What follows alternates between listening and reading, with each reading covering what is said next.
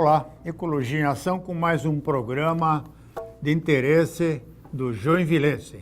Vamos tratar da cota 40, que está em discussão na Câmara de Vereadores novamente. Todos os anos se discute cota 40. A gente sabe por quê.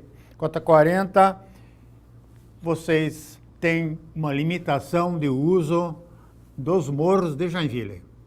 É uma história bastante antiga, existe legislação municipal, o único município no Brasil que tem essa limitação, e por isso nós temos tantos morros verdes e onde não se pode construir edifícios e fazer terraplanagem, porque são áreas de preservação permanente ligadas à cota de fornecimento de água para a cidade.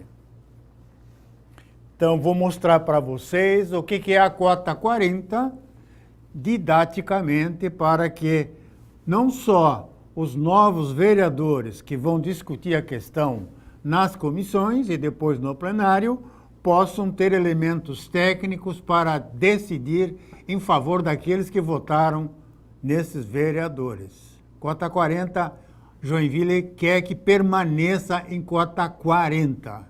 Houve muitas invasões, mais de 3.000 invasões, todas elas, a maioria delas patrocinadas por candidatos a vereador, que prometeram, quando chegasse na Câmara, de passar essa cota 40 para a cota 80, cota 120, para beneficiar aqueles que cometeram irregularidades e crimes ambientais. Mas vamos ver as imagens que eu vou mostrar para vocês, para que vocês fiquem ao par do assunto. Cota 40, esse é o tema do programa de hoje. Vamos deixar os nossos telespectadores. O que definiu a cota 40 foi exatamente as caixas d'água que a Casan, na época, estava instalando nos morros de Joinville. Então, nada acima da cota 40 poderia ser utilizado como construção civil. Então, isso se originou pela Lei 1410 de 1975, que dispõe sobre o uso do solo e dá outras providências. Então, no seu artigo 37 dessa lei, existem as zonas verdes de Joinville, que são exatamente acima da cota 40 do nível do mar. Se localizam essas zonas verdes em Joinville, que não é somente no Morro do Boa Vista nem do Iririu, tem outros morros em Joinville que também são atingidos pela cota 40. Então, mostrando para vocês, a linha vermelha é o que definiu a cota 40 nos morros de Joinville. Então, abaixo está o nível do mar e acima está a cota 40. E tudo que passa acima da cota 40 é área de preservação permanente. Ou seja, aquela área onde não se pode construir, não se pode desmatar, porque os morros de Joinville são instáveis e podem causar deslizamentos perigosos. Está aí mais uma vez explicado o nível legal de fornecimento de água da Águas de Joinville. Quer dizer, abaixo do nível de 40, a Águas de Joinville pode fornecer água sem problema nenhum. Tudo que for dentro da área de preservação permanente tem problemas depois com a Águas de Joinville. Então, ali estão os níveis dos reservatórios. Está aí a zona de uma proposta hipotética, não se diz que a cota passe para esse nível de 240, mas existem casas no nível de 240 metros no Morro do Iririu e no Morro do Boa Vista. Então, se isso for legalizado nessas regiões, a Águas de Joinville vai ter que garantir a água, bombeando essa água para cima num booster. Então, cada rua vai ter um booster, isso vai ser uma despesa muito grande para as Águas de Joinville. Então, as invasões em Joinville são inúmeras. Quando a gente fez esse levantamento na PREMA, Associação de Preservação e Equilíbrio do Meio Ambiente de Joinville, anos atrás, constatamos pelos mapas fornecidos pela própria Prefeitura, pelo próprio IPUJ, que haviam mais de 2.000 invasões. Como é que ficam essas invasões? O povo vai ser tirado? Quem é que autorizou? O Ministério Público vai querer saber quem é que autorizou, quando a lei já existia. O que foi construído antes da lei, logicamente, tem um tratamento especial. Mas é uma questão que tem que ser muito bem estudada. Agora, com a lote em discussão, o povo e as autoridades vão ter que pensar duas vezes. Se vão preservar o morro, evitando problemas e despesas futuras que não se sabe o valor, A prefeitura não pode assumir juridicamente riscos acima da cota 40, algum deslizamento que acontecer, se for a cota passada para outro nível, é de responsabilidade daí provavelmente do contribuinte a pagar essas contas. Então, quais são essas causas que podem prejudicar os moradores? Então, essas causas que criaram essas invasões foi a falta de informação, falta de fiscalização, muita corrupção, quer dizer, candidatos a vereador prometiam coisas que não podiam prometer para conseguir votos, promessas de campanha, omissão da autoridade ambiental municipal, ou seja, os órgãos ambientais não fiscalizaram, permitiram que as invasões acontecessem. A prefeitura foi abrindo ruas, a Celesc foi colocando poste. Na região próxima do Zoo Botânico, todos os moradores lá não têm energia elétrica e não tem água encanada. E no resto do morro, todo mundo tem energia elétrica, quer dizer, é um contrassenso. A Celesc realmente ultrapassou a sua legalidade. E tudo isso juridicamente não está correto.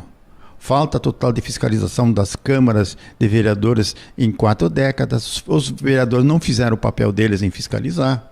Deixaram a água correr, deixaram livremente, porque teve muito coleguinha que foi eleito, que prometeu deslocar a cota 40 para um outro nível, pelas invasões que eles recomendaram. Quer dizer, são ilegalidades, são crimes ambientais cometidos durante décadas. E o resultado, nós temos essas invasões todas, com ruas, com iluminação, com coleta de lixo, como vocês vão ver no segundo segmento desse programa. Inclusive, a prefeitura faz cobrança indevida do IPTU. Taxa de lixo, quer dizer, todos os moradores acima da cota 40 estão pagando IPTU. O que é isso?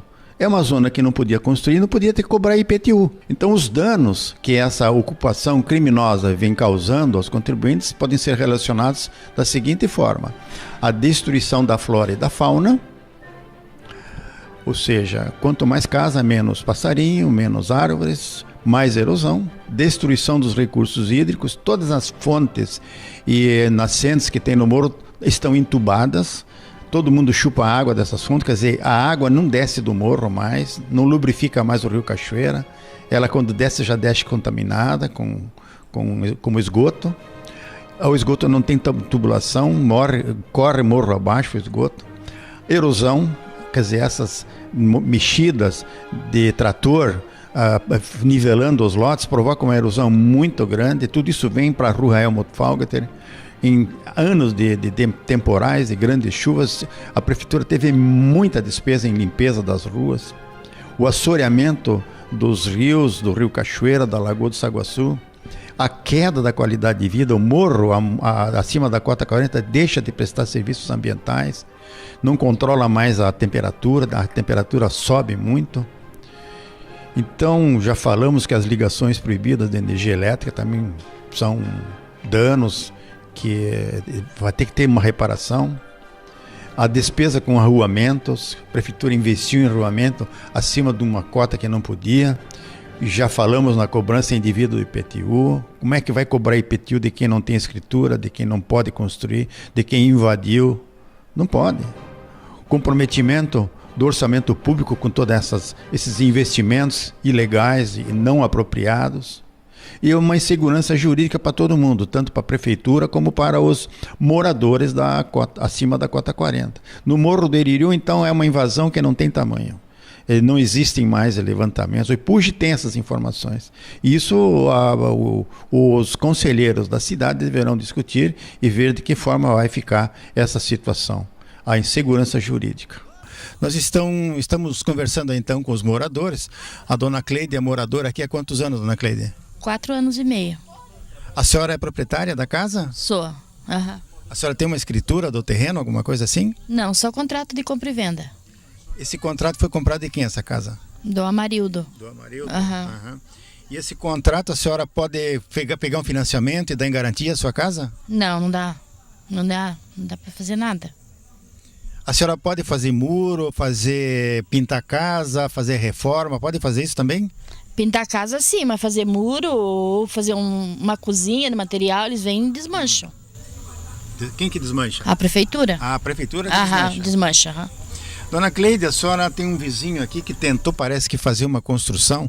O que que aconteceu aqui? Conta um pouquinho para os nossos assinantes da TV Cidade, o que que aconteceu com esse terreno aqui. A minha vizinha aqui, a Mari, ela comprou material para fazer uma garagem pro Fusquinha dela, né? Porque tava no tempo. Aí foram, acho que um vizinho que morava aqui, agora ele não tá morando aqui. Aí ele ligou e entregou ela. Daí eles vieram, ela não estava em casa, desmancharam, levaram todo o material dela embora. É a prefeitura que levou? Foi a prefeitura que levou. Aham. Qual é o departamento? A CEINFRA, a Fundema, qual foi? Lembra assim?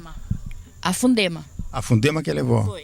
E ela recebeu de volta o dinheiro do material? Ela recebeu o material, mas recebeu o material, as telhas dela veio tudo quebrada.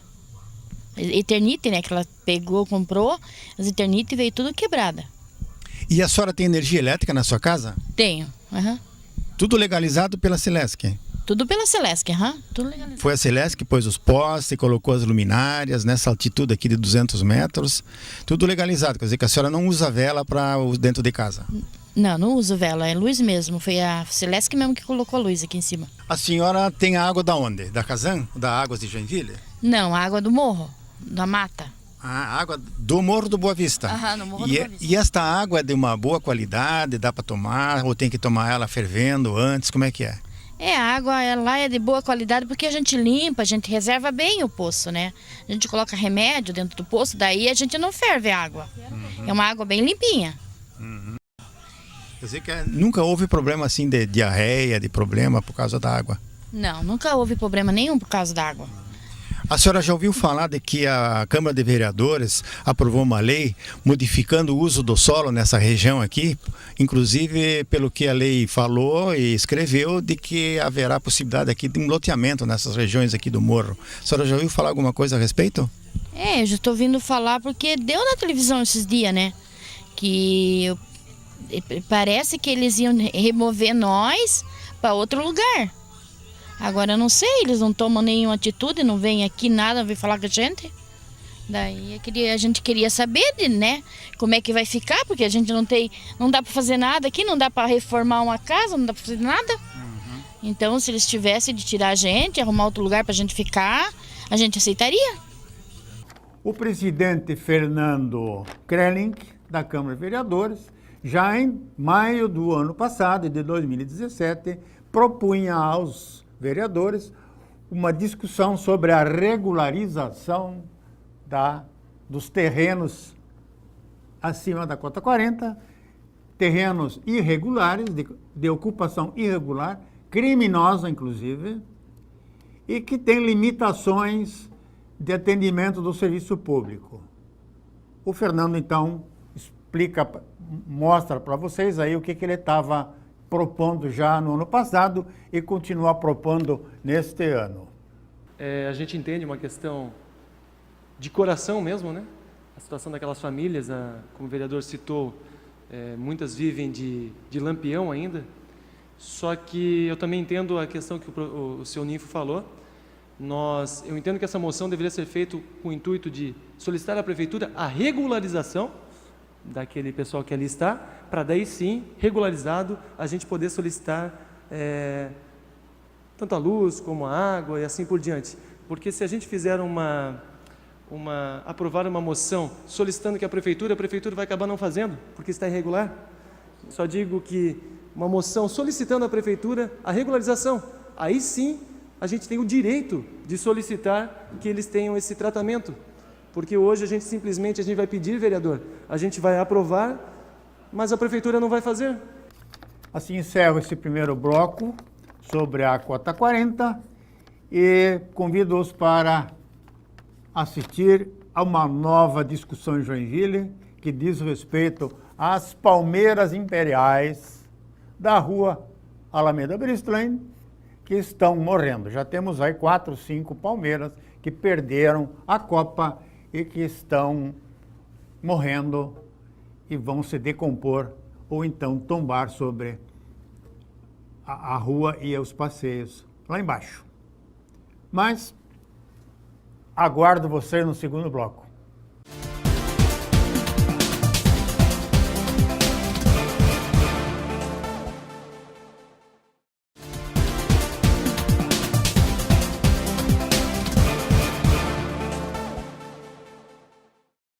E reiniciando esse segundo bloco de Ecologia em Ação, falando sobre a Rua das Palmeiras, eu vou tecer alguns comentários sobre o que está atualmente acontecendo.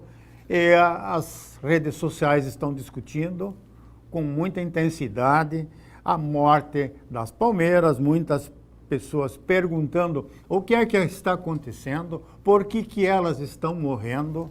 E eu vou mostrar para vocês imagens que eu realizei, que eu gravei para um programa de TV aqui na TV Cidade, no governo do Carlito Mers, quando foi feita a revitalização, a reformulação da Alameda Bristol, tirando aquele canteiro central e fazendo com que fosse feito um bulevar com bancos e canteiros na Praça Central. Mas olhem só, observem só a empreiteira que foi contratada, sem responsável técnico, sem a presença de profissionais conhecedores dos males que podem ser causados a uma palmeira, com terraplanagem, com corte de raízes.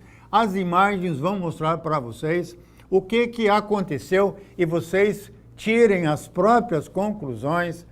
Por que as palmeiras imperiais estão morrendo?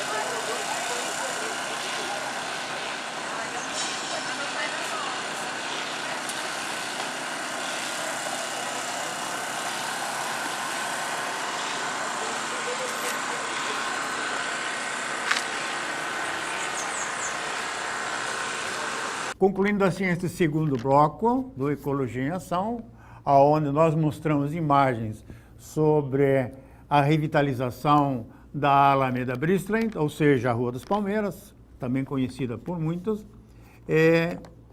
e as imagens vocês devem ter notado que sensibilizaram bastante, e as pessoas que têm o mínimo conhecimento de maus tratos às raízes das árvores saberão chegar a uma conclusão.